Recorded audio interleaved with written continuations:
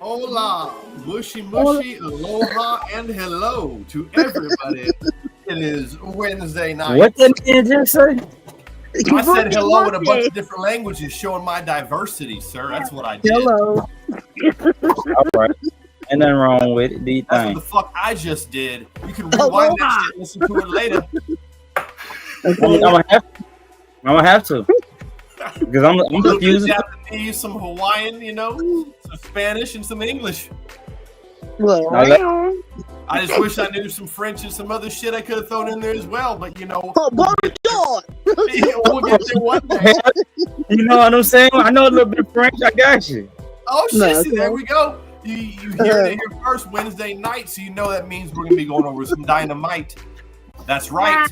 I can't stop it. It's just natural. Sometimes it happens. I'm a poet and I know it, so I show it. I got to go it. All right, so. Hey, bars. You laughing now too? Okay.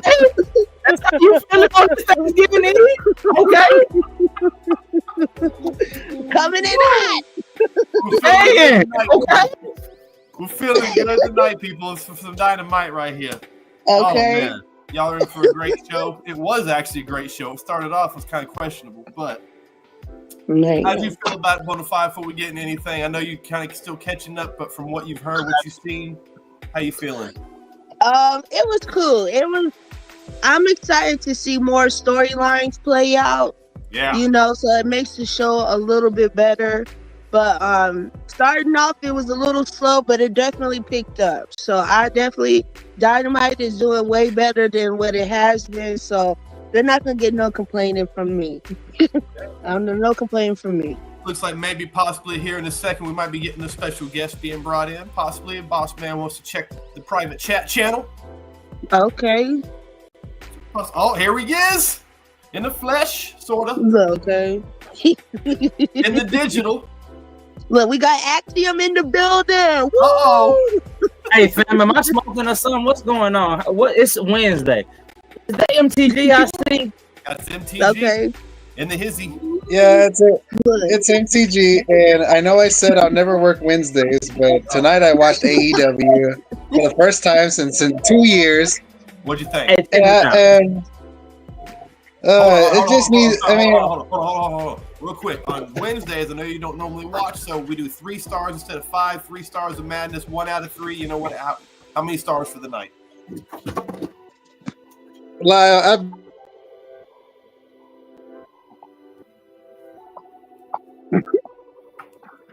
Put him on the spot. Look. Inquiring minds want to know. Did we lose him? can you guys hear me? Oh, Can you now guys I hear can. me? Now we can. Now I can. Oh, what I said was, yeah, I know how it goes. I've been on live stream with you plenty of times way back in the day. It's been a while since I've seen you. How you? Been a while. Okay. So out of 3, how many you give it? I'm gonna give it a.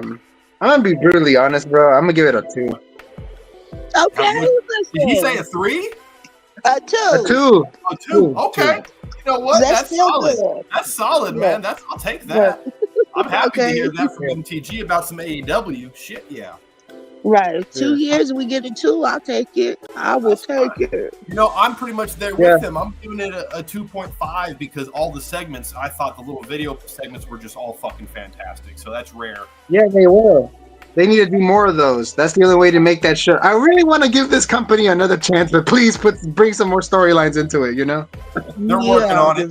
They're definitely. This is the past like 3 months. They've been really building on some stories. The past few pay-per-views have been fantastic. So I'm excited for World's End. Right now, I like that shirt. Listen, I'm gonna blame it on John Moxley for taking over the company. See what he does? Mwah. Beautiful storytelling. The Street Riders. Is that what they call it? Or the Death Riders? Death My Riders, bad, the yeah. Death Riders. Yeah. Leading up to You know, World's End. I had to do some stuff before the show started. I had to get myself hyped up. I played the video game. I had my action figures out. I had to do something to get me hyped up. I had to do something to get me hyped up. You mean the game got you hyped up? Because I love me some AEW, but that game is absolute garbage, trash. Well, He said El Talibe. I like the game, but there's a game that I have is worse than that. Let me get it out. Oh boy, you got a worse game. Oh, Well, MTG boy. gets out his first game. Well, MTG gets that out. We're gonna go ahead and get this started. We start. This is the start of the Continental Classic tournament. Was that ECW? Oh, the N64 one. Yeah. This is worse. Yeah, that was pretty bad. This is worse than the AEW game. Definitely. This makes the AEW game look good. So the AEW game is better than this. So I just want to bring that out there. But go ahead, get started. New generation game to an N64. That's saying a lot of how bad this is. Anyway, a Continental Classic start. Here's my only thing about this Bonafide boss man. You just started watching again MTG, but you saw it tonight, so I'll get your opinion on this one. I really, Yes, sir. really hope, because they're on separate divisions. You got the Blue League, you got the Gold League. It doesn't come down to, oh, it's Kyle Fletcher versus Will Ospreay. Will Ospreay gets his redemption. It's too cliche. We've seen it too much. It's too. All right, like you say, you're working on stories, Tony. You're working on stories, but you don't need to be recycling old and going for easy storylines. You're doing good right now. Don't just start. Oh, well, I need this one, so we'll throw that in there. That's what I fear we're going to do because, again, they are in separate divisions, Kyle Fletcher and Will Ospreay, and we just saw a banger of a fucking match between them at the last pay-per-view where Fletcher picked up the surprise for me at least, victory over Ospreay. What do you think, Bonafide? I think it's gonna boil down to Kyle Fletcher and Will Ospreay. We already know that's how AEW does. And, it would only make sense for the tournament, to bring it to a full circle. And then shout outs to JR Wine. He was over here talking about Rock. Rock ain't in here tonight, but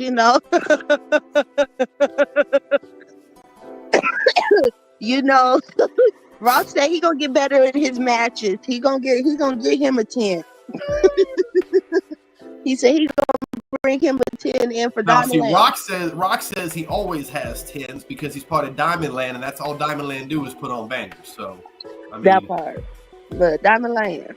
But I hope. We already know it's gonna boil down to those two. But in the midst of that, I am excited for the Continental Classic because it's always good matches.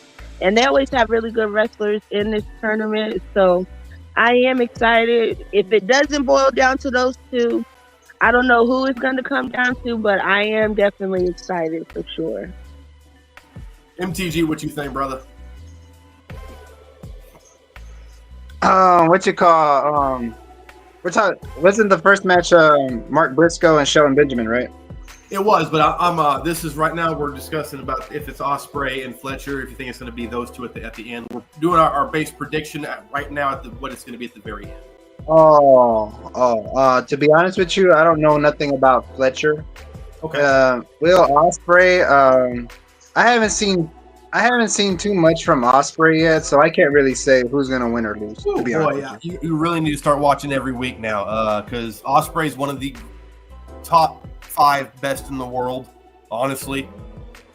He's I'll decent on the try. mic, and his in-ring prowess is incredible. He's New Japan, as is a lot of these other guys. And Kyle Fletcher was with him over in New Japan as a tag team. I think they're United Kingdom or something like that.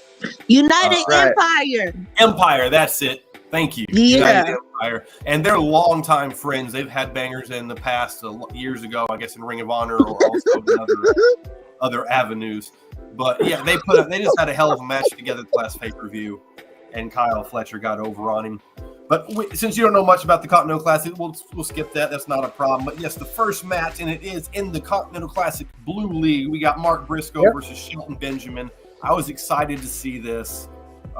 Me too. And it was a hell of a match. I'll tell you what, those are some brutal German suplexes that Shelton Benjamin delivered. Like perfect, beautiful, high-release German. Yeah. Briscoe took them beautiful.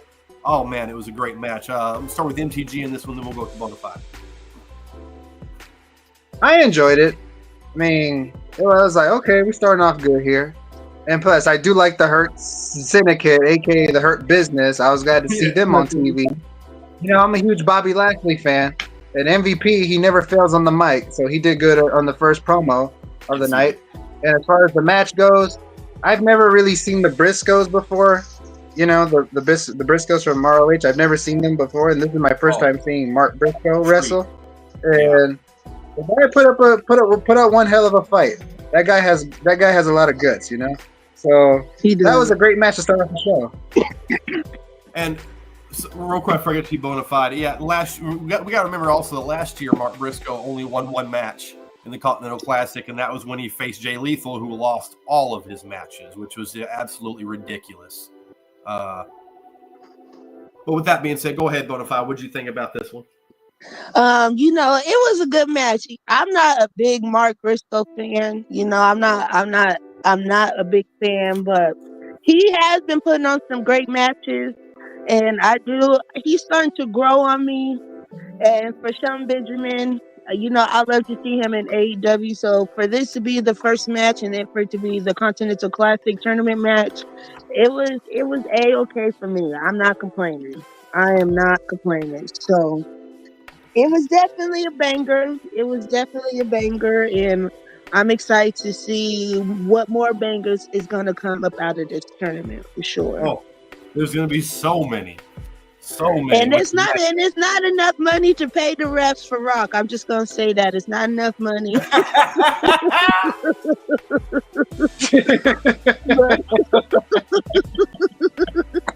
Listen.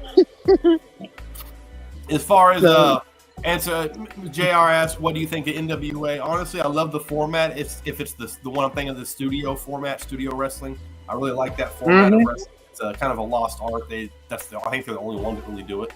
Always enjoyed it. I just don't get a chance to really check out the show. So I know about it occasionally. I know like Nick Aldis and a lot of people came from there. Yep. Again, I hope they do great because I love the concept. And when I get some time, I'll really enjoy checking it out. Hey, Riptar. You know, thanks for being with us. I actually used to watch it when Nick Aldis and Trevor Murdoch was the NWA World Champion. I saw some familiar faces there. You remember the Pope, D'Angelo Dinero, aka Elijah Burke? I don't know if you guys remember him. He was their TV champion, and I saw a few regularly. Yeah, and they were a good product at first. I used to watch it, but ever since Tyrus became champion, that's when I stopped watching. That's why I didn't really care for it no more. Tyrus, aka Brodus Clay, when he became the NWA World Champion, and that TV studio thing kind of reminds me of WCW, because you know how WCW used to have those TV studio shows like WCW Saturday Night and all that other stuff. So yeah, I like the concept. It's very old school. I like Billy Corgan's passion and loving for the business. Definitely. That is one thing he does have, because the motherfucker can't sing. Anyways, we got... I should have brought this up actually before the match, because this did happen. We did start off with a badass MVP, and I apologize to MVP for this, this is how they kicked off the show with the Hurt Syndicate, you know, Shelton Benjamin coming out in the ring. And finally, we get a mission statement from what the Hurt Syndicate's all about. We know we hurt people. Cool. We hurt people. That's fantastic. But there's more. Well, MVP delivered and gave us everything we needed to know, declaring that, look, we're here for all the titles. We're here for gold. We're going to hurt everybody. If I give you my business card, you better accept it. If you don't, then, you're stupid like Swerve. Exactly what he said, pretty much. I will say I did enjoy very much in that little segment and the commentators talking about football and soccer and, Britain and Nigel talking shit about it. It's called football like it rightfully should be because we kick it with our feet. American football should be called, I forget what, throwing pads ball or some shit. Yeah, he said throw the ball or something like that. And listen, but he wasn't lying though. He was talking mad shit on commentary. He was talking mad shit, and I ain't have not a rebuttal. I said he got that. He got that. Some of us Americans, we ain't that smart, so I'm gonna let you have that. I'm gonna let you have that. Nigel was cooking America tonight, boy. I tell you what, yeah. Holy shit. Right after that, we do get Bonafide. What? Benjamin and Briscoe. Let us know. Oh, I enjoyed the match. We had talked about it. I enjoyed the match. Mark Briscoe, he's growing on me. I'm not a huge fan of him, but he has been getting a lot better in the ring for me. So I ain't gonna complain. I'm not going to complain. He cool. Okay. But I'm happy to see Shelton Benjamin at AEW. He looked good. It's a nice fit. I like the Hurt Syndicate in AEW. And I feel like it's just bringing some more structure and just overall a better upgrade to AEW. And I like it. I like it. All right. I agree. Shelton Benjamin. Well, what I was going to say, I hope the Hurt Syndicate does better in AEW than they did in WWE. I don't know if that will happen, but I hope it happens. They absolutely will, because WWE didn't do shit with Hurt Business. They were trying to build it, kind of, and then they just stopped even caring about it. So this is definitely going to be, I'm about to say, Shelton Benjamin rightfully picks up the victory in this match. Basically, He does kind of beat the dog shit out of Mark Briscoe, but that's kind of one of Briscoe's shticks. He's just a tough redneck son bitch that's going to hit you with that kung fu. Yeah, what was it? What is that kung fu? That kung fu. And I swear to God, I love that froggy bow. I love that froggy bow. I swear that is so creative. Instead of doing, a frog splash motion into an elbow. I love it. Froggy bow, that's an amazing move. It's hilarious. We get a Mercedes Moné segment coming out. Tony interviewing her. And this is something we've been seeing coming. MLW is a great show, JR. I've seen a little bit of that. I know Jacob got to a lot of people coming from there. We've seen this with Mercedes talking this mad shit to Camille every week. But if you've noticed, she's only talked shit to her since she got put in the sling. She didn't talk shit to her when she could get. She did talk a little shit before she got into the sling. Okay. I just remember her talking all this crazy shit since Camille got hurt and lost that match or whatever and got hurt. That's when she started. Listen, I'm just saying Mercedes was talking shit, and it was respectfully so. Because after this segment, I did enjoy, because Camille, she sounds really good on the mic. I never really get to see her speak. Even when she was in WoW Wrestling, she didn't really speak too much either. Okay. So to see her talk a little bit more, I'm like, okay, so I'm excited. So I hope Camille can bring it. I know she's a good wrestler. So I hope with this storyline where her and Mercedes Moné, it turns into something real juicy.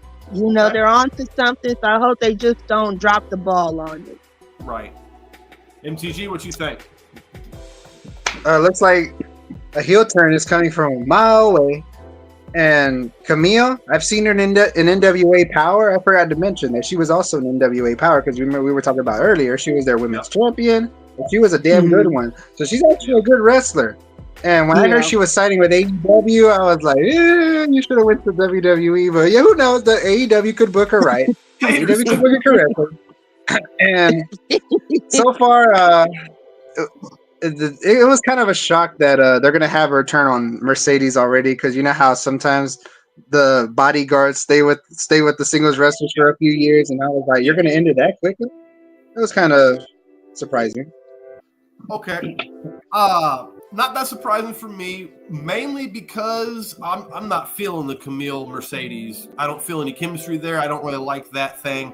And if I don't know who Camille is, honestly, personally, myself. So to hear you guys tell me and everybody else tell me that she's really good and can wrestle and all, it would make sense they don't want her to be a bodyguard for that long. It's time to get her into some Yeah, because I want to say when she was in WA, she was like the only girl in the male faction. You know what I mean? So Right. she's always been a pretty dominant role. You know what I mean? So it's like I would like to see this dominant role by herself. You know.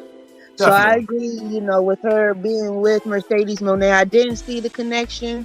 So after, you know, seeing this segment, I'm like, okay, now we're working with stuff. I will say I hated the segment. Not what they were intending to do, just the lines they chose to say. That is such an old used line. You can't fire me because I quit. Yeah, it was corny. It was corny. Yeah, she it was missed corny. the mark. That I was not a fan of. When that happened, I was like, "Oh, okay." Like you. But I liked her outfit though. They looked real good though. You know, they looked real good. Definitely, She's good looking for. Go ahead. She's good looking for a bodybuilder. Yeah, for sure. Absolutely. For Sometimes sure. you do. I Sometimes you get those that like that's a little too much muscle for me. But Camille. Listen, I'm not gonna talk shit, but Jordan Grace, you know, it's a little hell of a wrestler. yeah, but you know, Hey, it's like she's a good looking bodybuilder as well. Does not endorse or promote slander of that. However, unfortunately for the president of Family Time Wrestling Podcast, this is Wednesday nights. So we say what we want. Right. We might not get away with it after the show, everybody, but during the show, you might hear all kinds of shit, and then we'll take our fines afterwards. Kind of like, you know, when you RKO a referee or something. You know. Right. So we got our second match of the night. We got the Nueve, one of my personal all-time favorites, Chris Jericho, the Learning Tree, versus Ishii. And okay, people, y'all are probably going to all disagree with me. Maybe not my family here, but most of y'all watching out there are probably going to disagree with me. I thought this was absolutely ridiculous, and we didn't need to see this match the way it was. What I mean by that is I literally watched and timed it during the commercials, and they stood there and chopped the shit out of each other, bloody, in the chest for 5 minutes. Then they slapped each other's faces for 5 minutes. And then they went back to chopping, and then some face slapping, and then that's all it was. The only wrestling or even sports entertainment really in this match was the last 3 to 4 minutes of the entire match, which I thoroughly enjoyed and was like, why couldn't y'all have done that the whole match? It would have been a fucking banger of a match, in my opinion, if y'all would have wrestled instead of for fucking 10 minutes. That's how the Japanese people actually wrestle. I get that. Okay, I do understand. That's part of why a lot of people, why it's a lot tougher over there, that they throw some strikes. But come on now. I've seen a lot of Japanese wrestling, and even though they throw a lot of strikes like that, there's not a whole lot of matches where they stand there for 15 minutes of a 20-minute match just slapping each other in the face. That's not entertaining. If I wanted to watch that, I'd watch that stupid slap boxing competition they have or whatever the fuck it is. Yeah, I'm not gonna lie. I fast forwarded through this match. No disrespect to Ishii or Chris Jericho, but I thought we've had this match a long time ago. They did the exact same thing their last match. Yeah, so I'm tired of seeing them face each other. It ain't nothing for me to see. I done seen all I was gonna see when they wrestled the first 2-3 times they didn't wrestle. So I didn't care for this match. I just fast forwarded because I already knew Chris Jericho was gonna win. So it wasn't no point. I wasn't gonna be entertained. So I wanted to spare myself a few minutes of my life before. I had to, honestly, I had to cringe. That's how you get a concussion.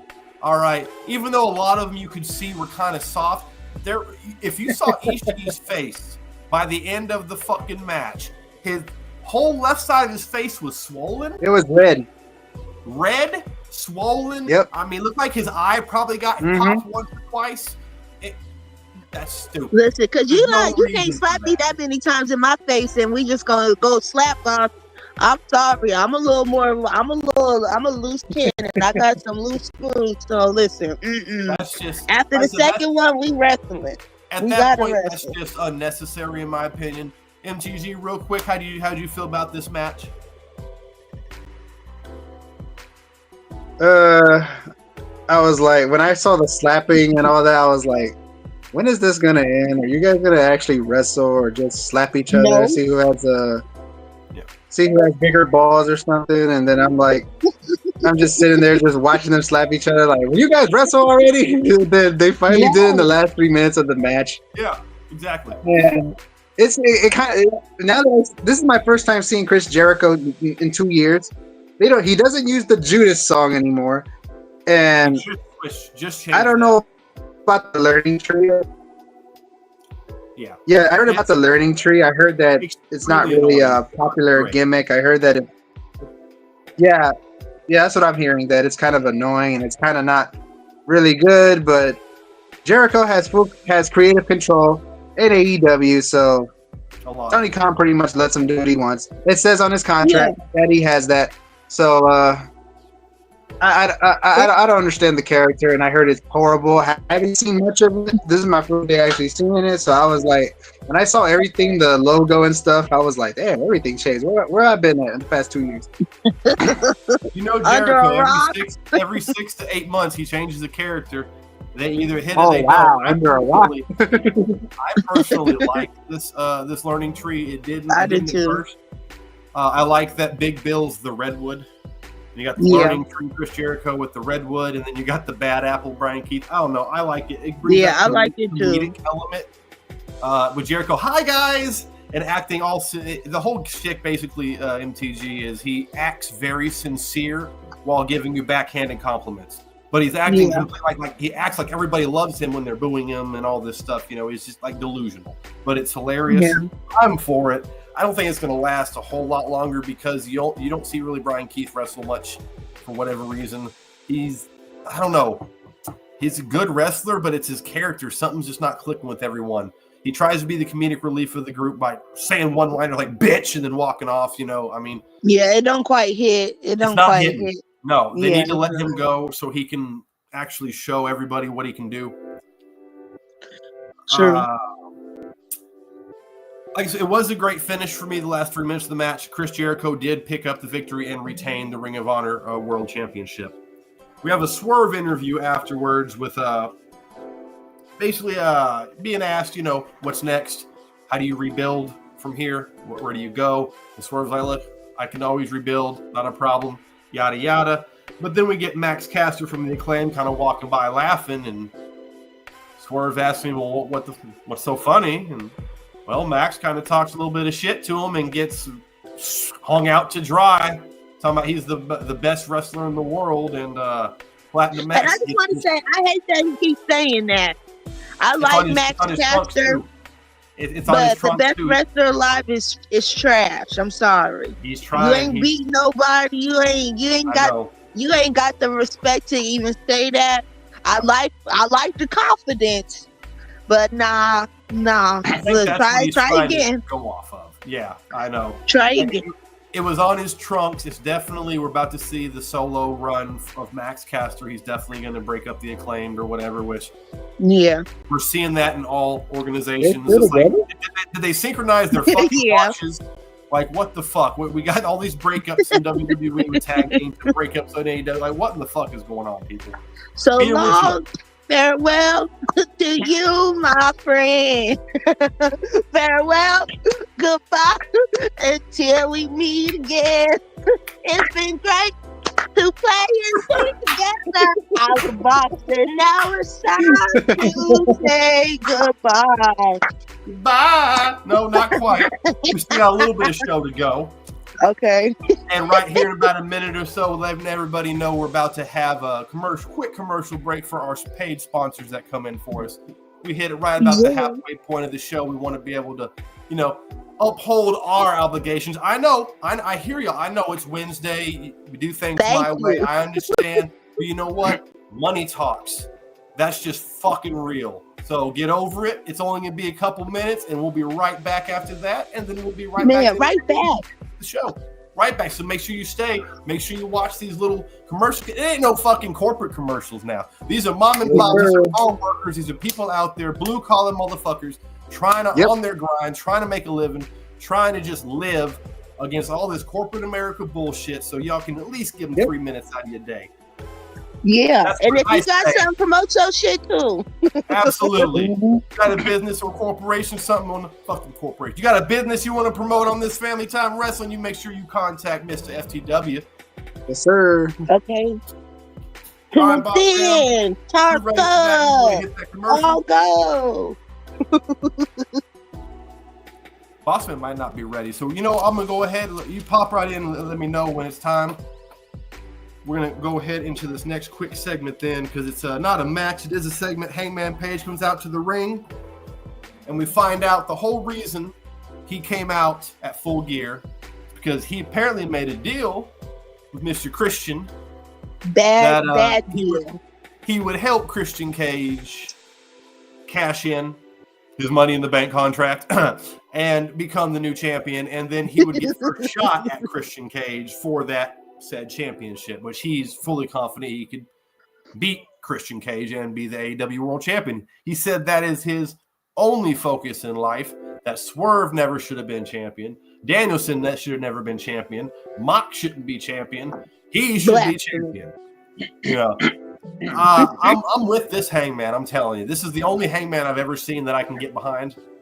And I'm not gonna lie. When his music hit and I was watching the back of it, I did like the fact that it showed him sitting in that chair and watching Swerve's house burn. That's a nice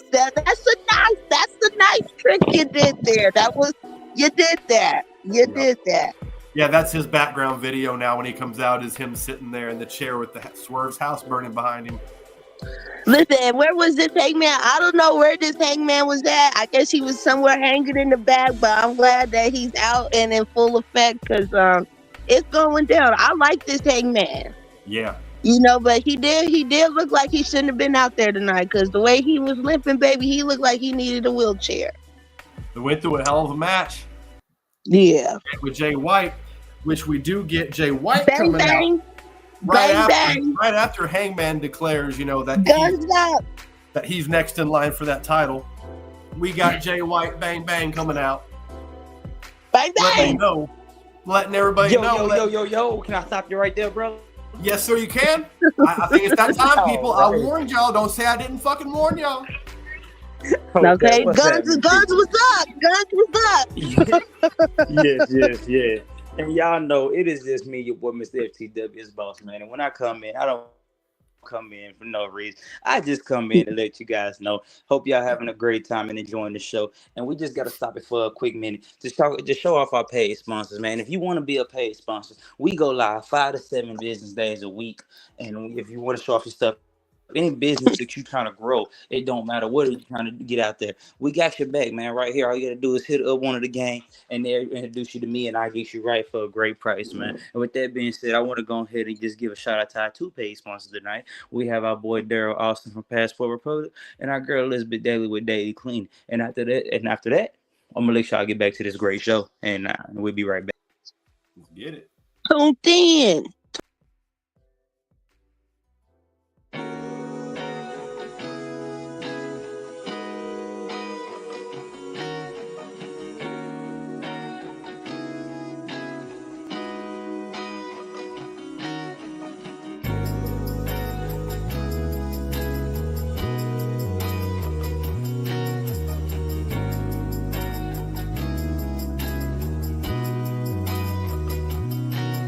Down M13 through Genesee, I-75 is the home for me. Welcome to Saginaw, Saginaw, Saginaw. Down M13 through Genesee.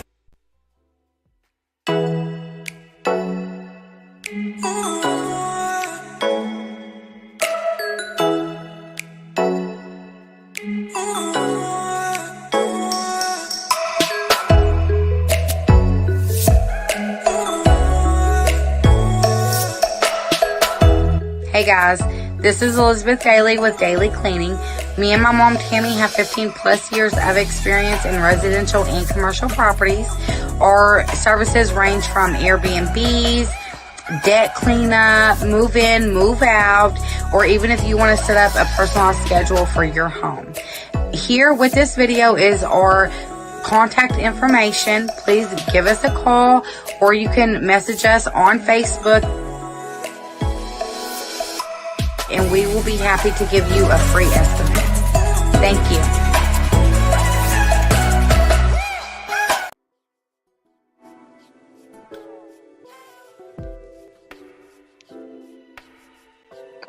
Yo, and with that being said, man, I'm gonna let y'all get back to a great show. Thank you all for joining. Y'all have a great show. Like I said, once again, thank you all for joining. I'm gonna let the gang get back to having a great show, and I'm out.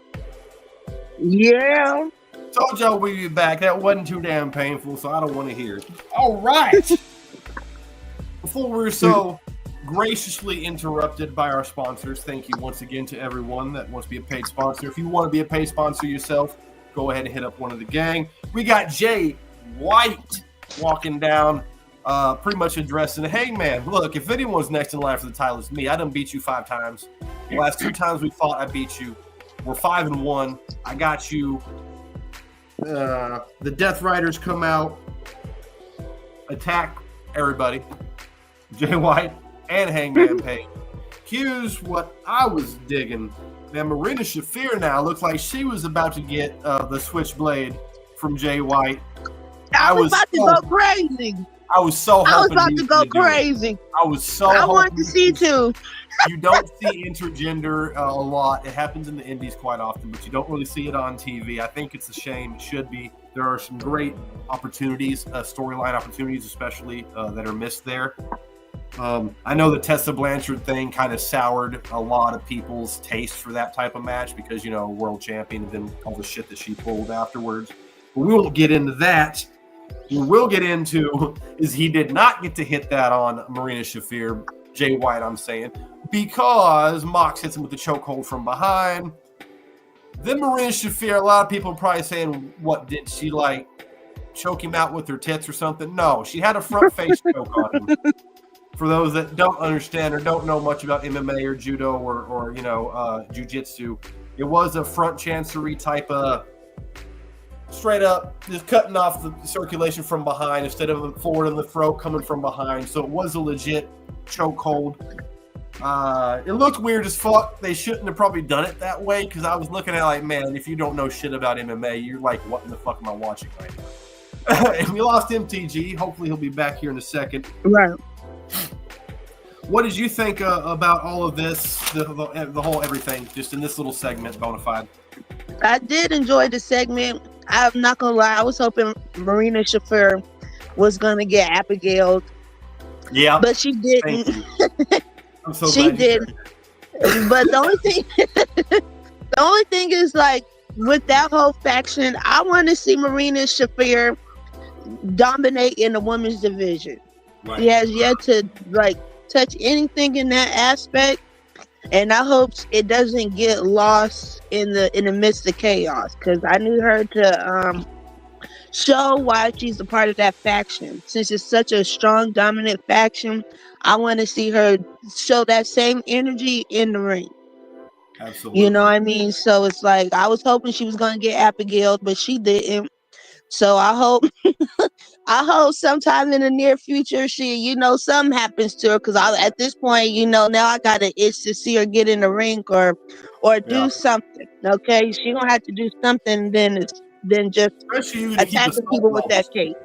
Yeah, if you're gonna keep assaulting people, even before the case, she was beating the shit out of all the guys and everyone that the Death Riders were going against. So I mean, if you're gonna keep putting your hands on people, you got to get in that ring at some point. Yeah, that's all I'm saying. That's all I'm saying. No repercussions. I'm sorry.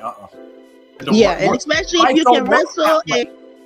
Especially if you're a good wrestler too, and she is. So it's like, I want to see that. I want to see that. She's a decent wrestler. She's a good fighter, decent wrestler. I think she's kind of like a little bit like Jade Cargill, which we do hope gets well soon. I think she's way better than Jade Cargill. I love me some Jade Cargill, but Marina Shafir, especially with her being a part of John Moxley's faction, I mean? You have to have something to her. That's why I want to see her in the ring now.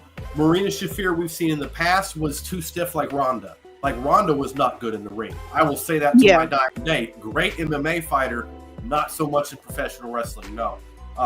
The Judokan judo toss that Marina did tonight in the ring, beautiful. That's how Ronda should have been doing it all this time. That's how you do a beautiful judo toss that keeps your opponent safe. Loved it. So I am looking forward to more Marina, seeing her in the ring. MTG, welcome back, brother. You got something to say about this real quick? I'm not really sure which subject you guys are on because I know I blacked out for a bit because of my stupid internet's acting. It's the Jay White after the Death Riders came out with Mox and all them and that whole bang. Oh, that was a good segment. What you call it? Adam Page kind of changed a bit from the last time I saw him 2 years ago. Yeah. I've always been a fan of him from the beginning of AEW until now, and I see him burning a fire, putting a house on fire in the background. That was that was Swerve's house, unfortunately. Yeah, that's what happens. That's what happens when you go inside of a man's family's house and they're assaulting his wife and his kid. What do I really blame him? Said. And that's what they said. Exactly. Yep. And he's gotten better at promos. From what I've seen from Canada, he's gotten a lot better at promos. Yes. And Jay White, he's always been good on the mic in both New Japan, and he's always been talented. And is there a match coming up between the guys? Like they just had, they've had 2 matches actually, kind of recently at pay-per-views. But they just had a match at this last pay-per-view that Jay White did come victorious in. That's what he was talking about when he came down the ring tonight. They've wrestled 6 times in their career. 5. Right.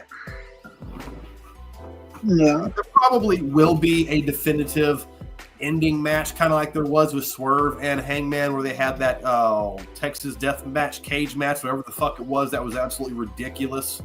Yeah. I think I was there for that one. That Texas Death Match. Yeah. Last year at Full Gear. Yeah, I seen that. I was there for that. With the cinder block, the real cinder block, and all that shit. Oh my God! Yeah. For those that did not watch that, go check out that. That is height of the new Hangman that we're seeing now, and I think this is the best Hangman there's ever been, personally. And his theme song changed from what I know. I love his new music. Yeah. I hated the old music. I love this new music. And that's what I want to. Yeah, and I hope with Marina Shafir, when she does get in the ring, I am anxious to hear what her entrance music is going to be because I liked her old song. So, it's like, I hope she would come out to that one, but I know that she's not. So it's like, I'm curious to see what is it going to be. I want to know. Definitely. And the music's going to let me know everything I need to know of what I'm going to get out of Marina Shafir. Nice. We do get our next match of the night in the Gold League for the tournament.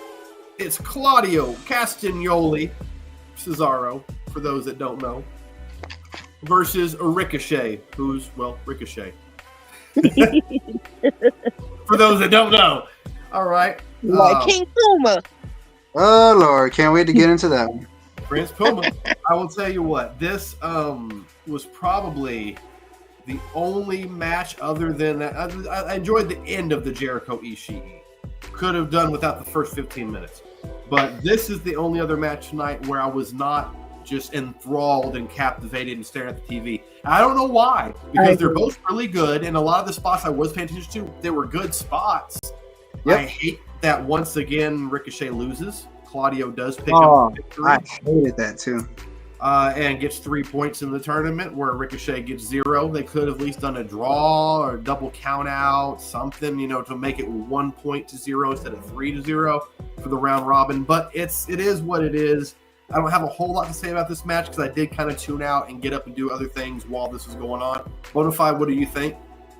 I'm kind of like you. I wasn't excited about this match, and then when it started, I went to go do something else. Even though they're both great wrestlers, I just wasn't excited for this match. And then when it started off, so did my enthusiasm too.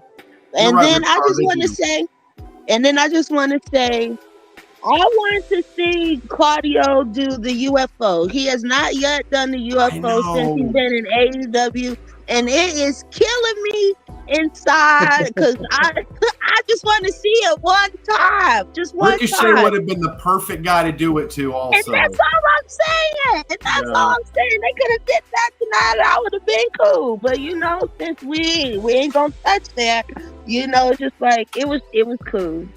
It was cool. But I expected Ricochet to get his ass whipped against Claudio. No offense. Claudio is, it's just he's just outmatched. It's just you can't compete where you don't compare. It's like competing apples and oranges. You know what I mean? They're both good in their own way, but Claudio's gonna beat Ricochet every day of the week for me. Wow. Okay. That's you heard just, it from MTG. I know you got some different opinion on that. It was actually a great match. It's just that the part that ruined it was the finish. You're just gonna that's what somebody else said in the comments. On the guardrail. Yeah. Just throw him back in the ring and do one of the worst clotheslines from hell I've ever seen in my entire life. Yeah. Come on. Come on, man. Yeah. That was a great match, and you ruined it. What a weak finish. I actually enjoyed that one. And Ricochet, always been a huge fan of him since WWE. The guy can still do all those flips and all, and he's just fucking amazing. And he amazes everyone. And that's all I gotta say about that. Yeah.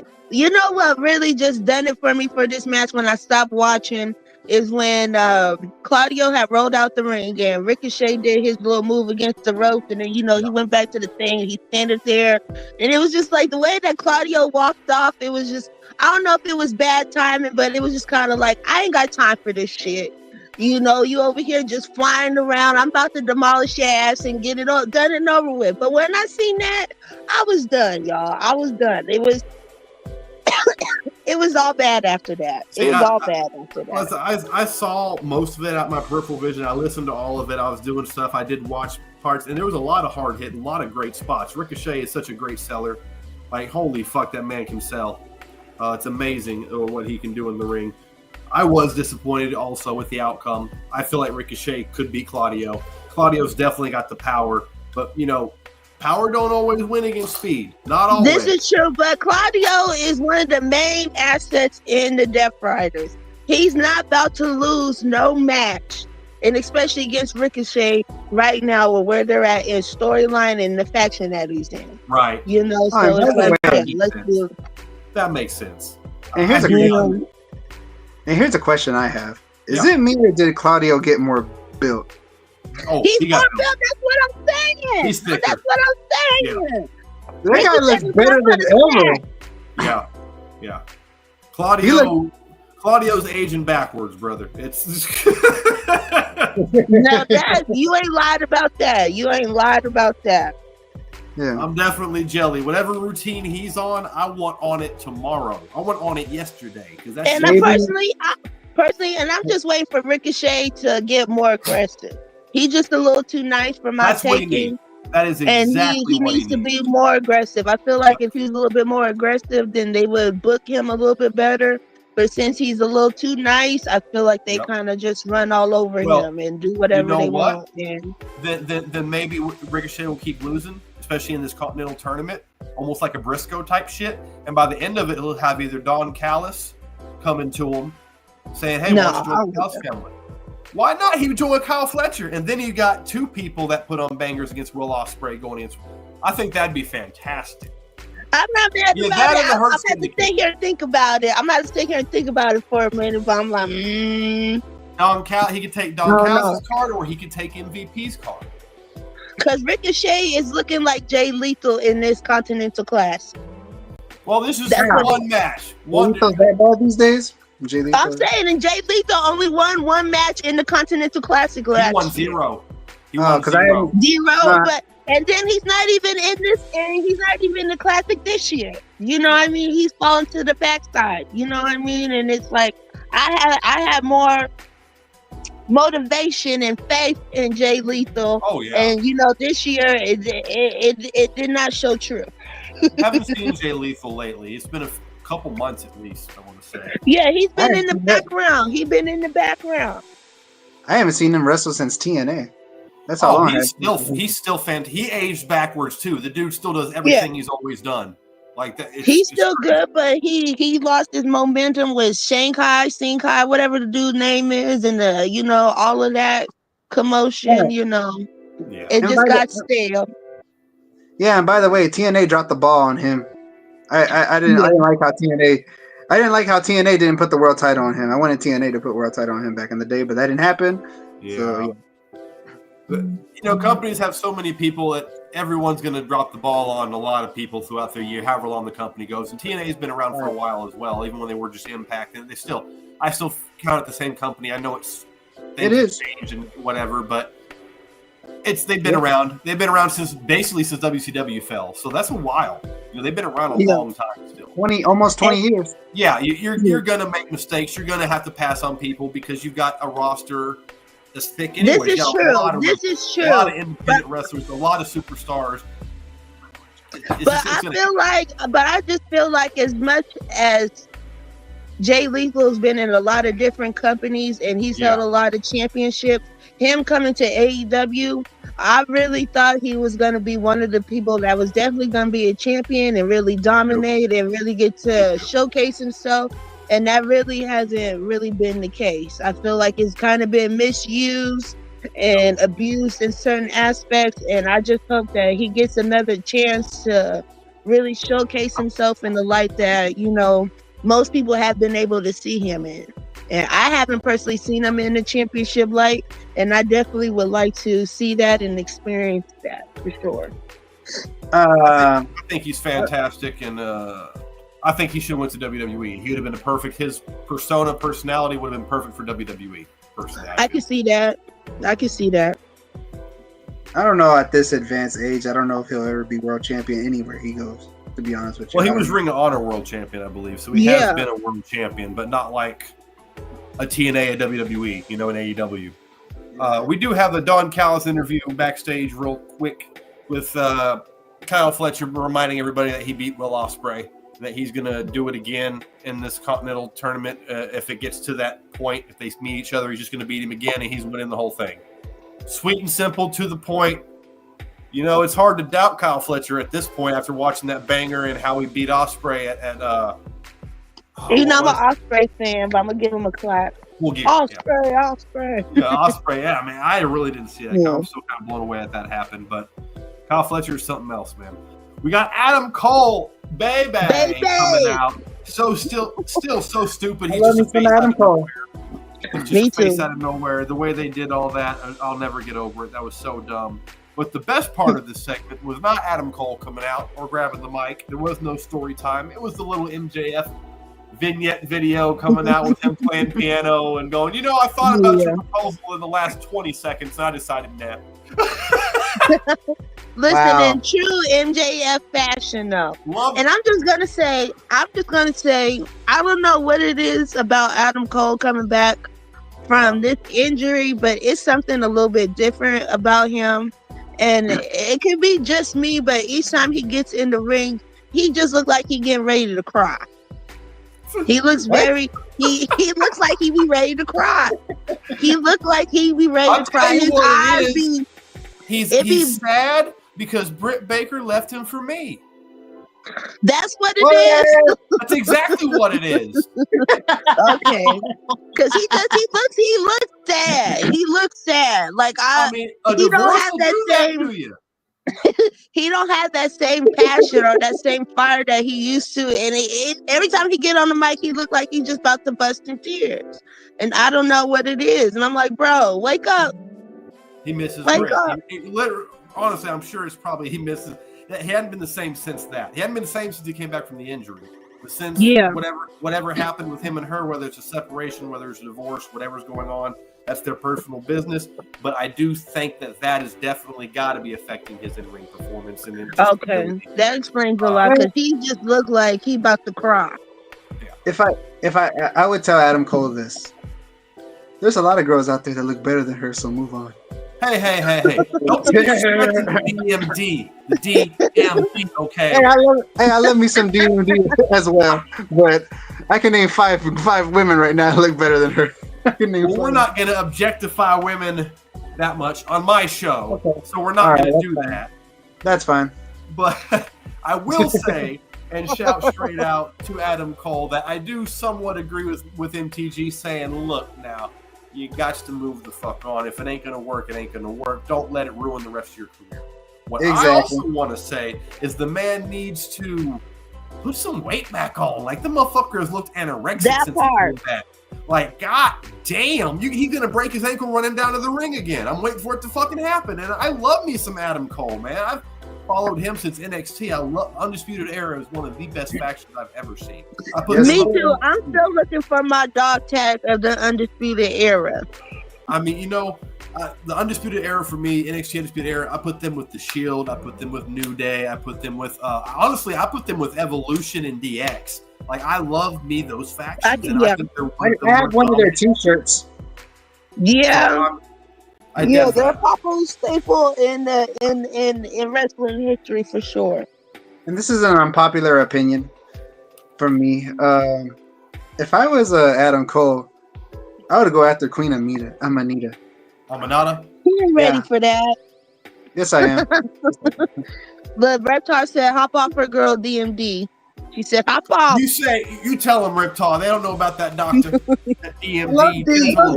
Medical dentist, doctor, whatever it is. All right. We do have Kyle O'Reilly coming out and also trying to. We've seen this I'm not too thrilled with the whole Kyle and Adam. All right, Kyle, look, you've already warned Adam, stop going after MJF. So what I'm thinking is going to happen, since they had both entered themselves into the Diamond Battle Royal next week, which MJF, I should say, has never lost. He has been the only Dynamite Diamond Ring champion since the inception of the event. Ricky, I love you, Ricky. Because Ricky Starks was supposed to win 1 year. Ricky. So they both put themselves in the tournament. I think Kyle was paid by MJF, or else wasn't turn out something like that. Kyle's going to help. You know, MJF's going to kind of try to systematically take all of Adam Cole's friends away from him to kind of pay back what he did to him. So if that's how it's working, okay, cool. Other than that, I don't know. Something about what Kyle's doing just ain't hitting for me. He's not selling it enough for me. I'm sorry. Not Kyle Fletcher, but Kyle O'Reilly is not, he like I've been saying, he just needs some help. Him being part of the conglomeration just ain't working. He's entering himself in business that don't have nothing to do with him.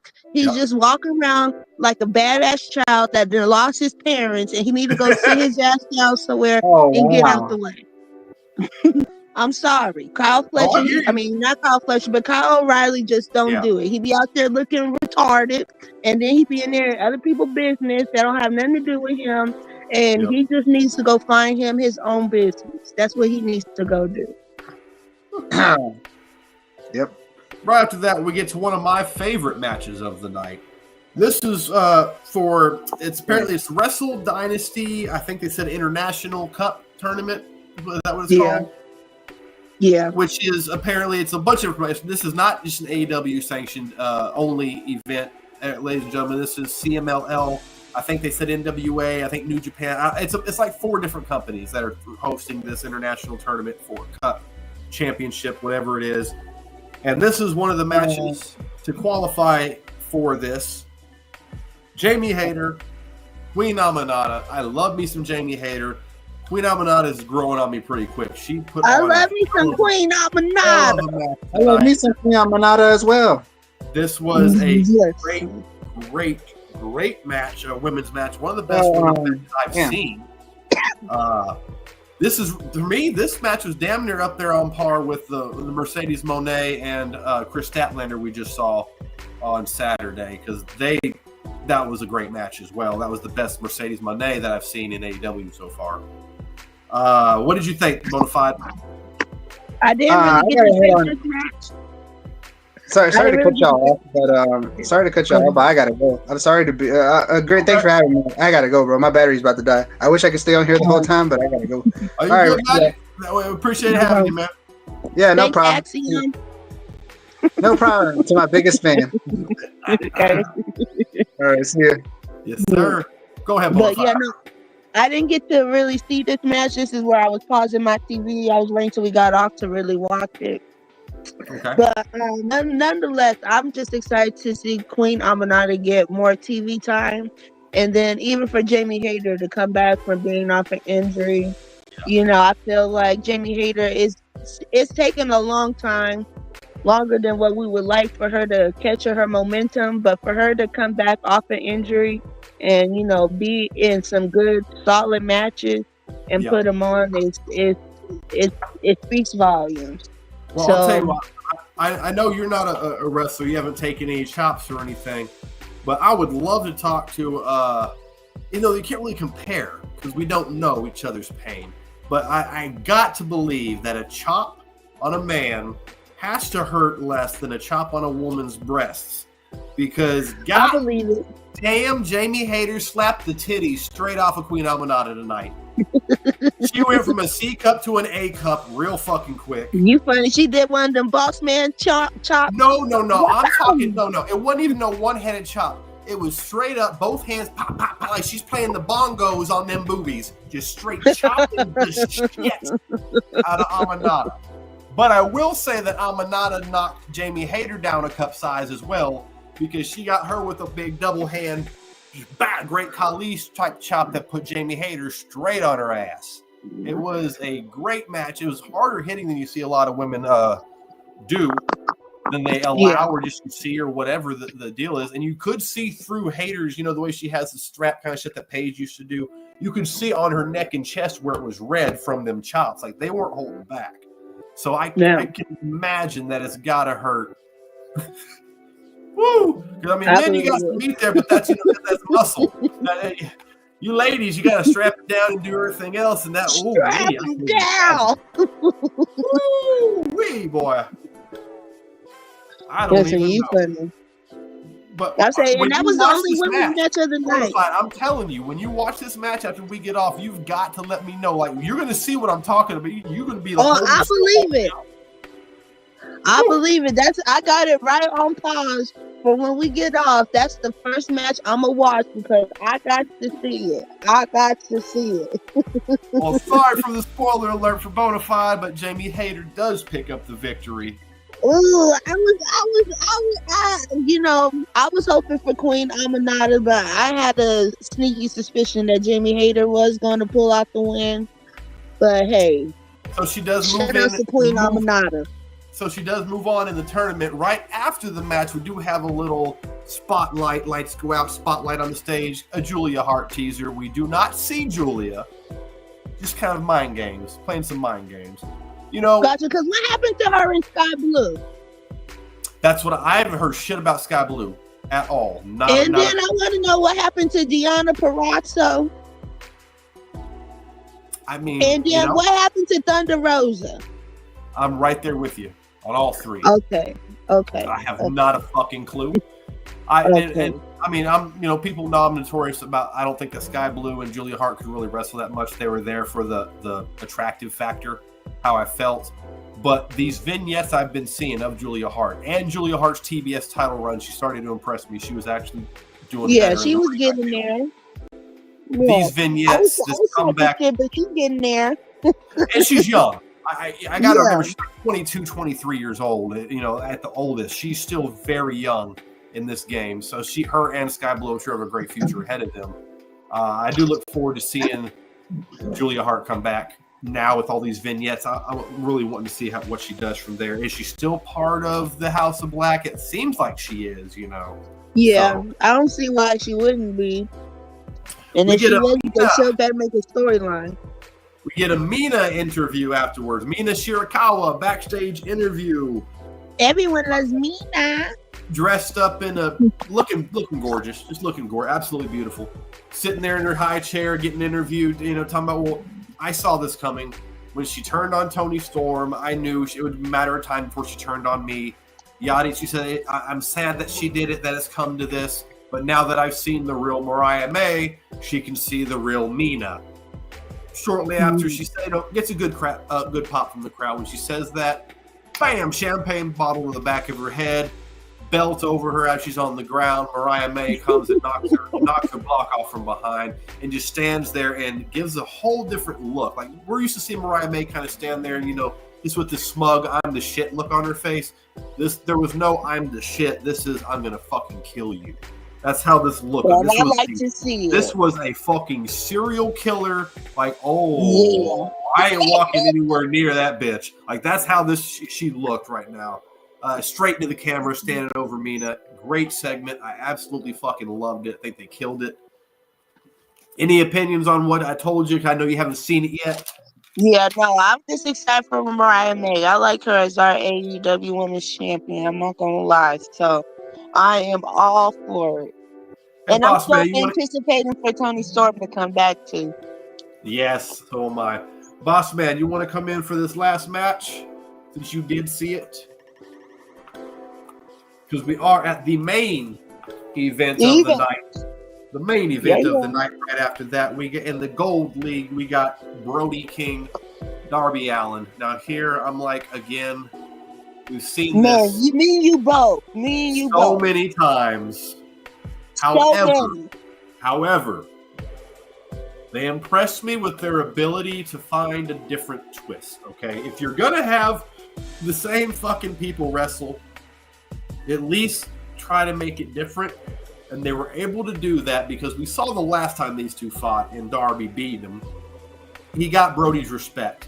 They shook hands after the match and it's like, all right, we're cool. I don't have any beef with you type of thing.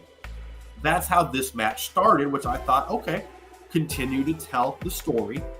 Brody King shaking Darby Allin's hand. But before that, Darby coming down to the ring, forehead taped up, rib taped up, leg taped up, because he was in that car wreck Saturday. Coming down really slow. It's like, God, why? But what was beautiful about this that I like and I really enjoy when you can tell a story in the ring without anybody having to say anything. You didn't have to have the announcers or the ringside commentators. You didn't have to have the promo. Nothing. You just see this dude's fucked up. And then you see the reaction on Brody's face the whole time. It's like, really, Darby? Dude, I don't want... Seriously? You want to look at you, dude. I don't want to do this type of thing. Like, that's the vibe that he was putting out. And then Darby's like, come on, and starts hitting, even doing it. What are you going to do? You're a competitor in a tournament for a championship, So it's not like, if this was an exhibition match, just regular exhibition, I could have seen, because of story purpose, I could have seen Brody going, there's no honor in this. I'm not going to beat up a man that can barely stand. That's 80 pounds soaking wet. And I could see him walking out leaving or something, sacrificing a count out or something, not giving a shit. But this is the Continental Classic tournament, okay? Brody proceeds to beat the living dog shit out of Darby Allin for about 15 minutes or so. I don't know if it was that long. Darby does get some good offense in and does what Darby does. And you're like, how is this motherfucker moving, let alone throwing himself, coffin drop after coffin drop after coffin drop? Thankfully, Brody King does pick up the victory with that brutal fucking a double underhook pile driver thing he does that I cringe every time I see him do it. I mean, he's a big enough guy. He can do it safely, especially to somebody small like Darby, but it's cool. Like when I would see Kenny Omega do the one-winged angel every time, I'm like, it looks great. I love the move, but fuck, one wrong adjustment and you're done, son. Out of there. Listen, out of there. Listen, and I was just tickled that when they showed the wrestlers, their little standstill picture, that Darby Allin still got that pink ass dirty jacket on. Like, I don't even know what that's all about. He out here looking like lamb chop. To me, this seems like this might be leaning toward Darby Allin possibly joining the House of Black, maybe after Malachi and Buddy leave and go back to WWE. I see Brody staying, and if they keep the House of Black alive, it could be Brody and Darby and somebody else, or just Brody and Darby. Kings of the Black Throne. Julia. Huh? And I said, and Julia. I wouldn't be mad about it. And Julia, yeah. I like the House of Black. I like the concept. I mean, if Malachi Black leaves, though, then kind of you can't call it the House of Black, but they could still call it Kings of the Black Throne or something. because then the Something, black can yeah. refer to the color and not the Malachi black. Something like that. Right. They could find a way to work it if they really wanted to. I want to thank everyone for putting up with my loudmouth ass for an hour and damn near 10 minutes. But, I hope I was able to entertain some of y'all. We always know Bonafide is able to entertain the masses. That's why 99.999% of y'all tune in anyways. I know it. I'm not hurt by it. It's all good. I'm just blessed to be on the same podcast as a superstar like Bonafide Thundercat. Well, I appreciate you, family. Listen, we get mad out here. Of course. So you got anything you want to let the people know, shout out before we go? Man, I'm just on a flow tonight, yo. Okay, you on the road tonight. It's dynamite. I've been watching that Rhythm and Flow on Netflix. I'm telling you, it's got me going. Me too. I just finished the rap battles tonight. I'm like, I can't wait for the finals. Listen, I was in the middle of watching it. Listen, great minds think alike. Great minds think alike. Got me going. Okay. But Go ahead, y'all just catch us the rest of the week. Thursday we got TNA review. Friday we got the SmackDown review, and then catch us Saturday for War Games. We will be in the building, and then we back to get busy on Mondays, y'all. But other than that, make sure y'all enjoy y'all Thanksgiving for y'all that are celebrating tomorrow, and for the rest of y'all that are not, y'all still have a good day and a joy night and a beautiful night, and stay lit and keep shining, y'all. And other than that, have a great night, y'all, and then make sure y'all stay tuned after we get off to see the outro video. Absolutely. We got some new treats for you. And like Bonafide said, for those of y'all that love to celebrate the genocide of the Native Americans, y'all have a great day. The people with hearts and souls and consciences like myself, it's just another day. But it's all good. I know there's a lot of food for y'all to be stuffing your faces with.